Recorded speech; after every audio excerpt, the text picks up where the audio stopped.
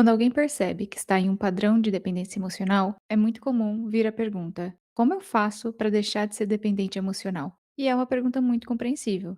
Quando algo dói, quando o relacionamento começa a gerar mais ansiedade do que cuidado, é natural querer simplesmente se livrar disso. E hoje a gente vai conversar exatamente sobre essa pergunta. Olá, pessoal, sejam muito bem-vindos ao Além da Sessão. Eu sou a Thaís, psicóloga, mestre em psicologia do desenvolvimento e aprendizagem, e eu estou aqui com conteúdos para te ajudar a construir uma vida com mais sentido e consciência. Esse é o último episódio da série sobre dependência emocional. Ao longo dos episódios anteriores, a gente conversou sobre o que é dependência emocional, como esse padrão se forma, quais são as características comuns e também sobre a diferença entre amor e dependência. E hoje chegamos a uma pergunta muito importante: é possível deixar de ter dependência emocional?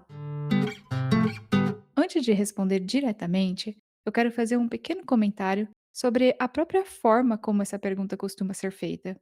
A expressão deixar de ter dependência emocional pode dar a impressão de que estamos falando sobre apagar algo, como se fosse possível simplesmente desligar um padrão.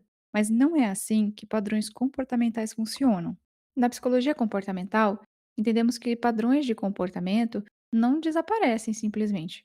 Eles vão perdendo força quando outras alternativas passam a ser mais reforçadas. Ou seja, o objetivo não é apagar completamente um padrão aprendido, mas sim ampliar o repertório. Quando a pessoa passa a ter mais formas de agir, mais possibilidades de resposta, aquele padrão antigo deixa de ser a única estratégia disponível. Então, em vez de focar em deixar de ser dependente, talvez seja mais útil focar em outra pergunta: como ampliar meu repertório, minha vida, para que a relação deixe de ser guiada pelo medo de perder e passe a ser guiada pelos meus valores. No fundo, trata-se de tornar esse padrão de dependência menos dominante, porque em algum momento da história da pessoa, aquele padrão provavelmente fez sentido. Ele foi aprendido dentro de algum contexto e funcionou como uma forma de lidar com certas experiências. Por isso, vender a ideia de cura da dependência emocional costuma ser mais uma promessa simplista do que uma descrição realista de mudança. Um ponto importante é que desenvolver formas mais saudáveis e autônomas de se relacionar não significa deixar de amar. Também não significa se tornar fria ou distante. E muito menos significa se isolar das relações. Na verdade, significa reorganizar a relação consigo mesma dentro do vínculo. E existem alguns movimentos que costumam ser importantes nesse processo. O primeiro deles é reconhecer o padrão.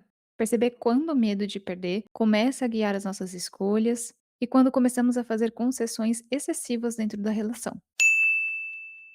O segundo movimento é fortalecer a autonomia. Isso envolve resgatar interesses, valores, vínculos e projetos que não dependam exclusivamente do relacionamento.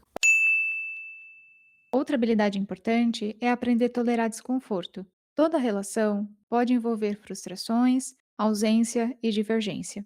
Desenvolver tolerância para essas experiências faz parte do desenvolvimento da autonomia emocional. Também entra aqui a construção de limites possíveis. Limites não afastam quem quer ficar. Eles, na verdade, organizam a relação e ajudam a proteger o vínculo. E claro, em muitos casos, buscar apoio psicológico pode ser um passo importante. A psicoterapia, feita com uma psicóloga, pode ajudar a compreender se há, de fato, dependência emocional, além de auxiliar no desenvolvimento de habilidades importantes como regulação emocional, resolução de problemas, habilidades sociais e autocuidado. Então, Thaís, afinal das contas, dependência emocional tem solução? Sim, esse padrão ele pode ser trabalhado, mas não existe um caminho rápido, linear ou mágico. Estamos falando de um processo de aprendizado que exige prática, revisão profunda de muitas regras que aprendemos sobre amor e relacionamentos. E, novamente, o objetivo não é amar menos, mas sim amar com mais liberdade. E se esse episódio fez sentido para você, talvez seja um bom momento para olhar com mais cuidado para os seus vínculos. E se essa série te ajudou de alguma forma, compartilha com alguém que também pode se beneficiar dessa conversa. E se você quiser apoiar a continuidade do Além da Sessão, no Apoia-se você encontra uma forma simples de contribuir e em alguns níveis acessar conteúdos extras. O link está aqui na descrição do episódio. E lembre de me seguir aqui no Instagram e ficar por perto, ok? A gente se encontra no próximo episódio do Além da Sessão. Um abraço e até lá!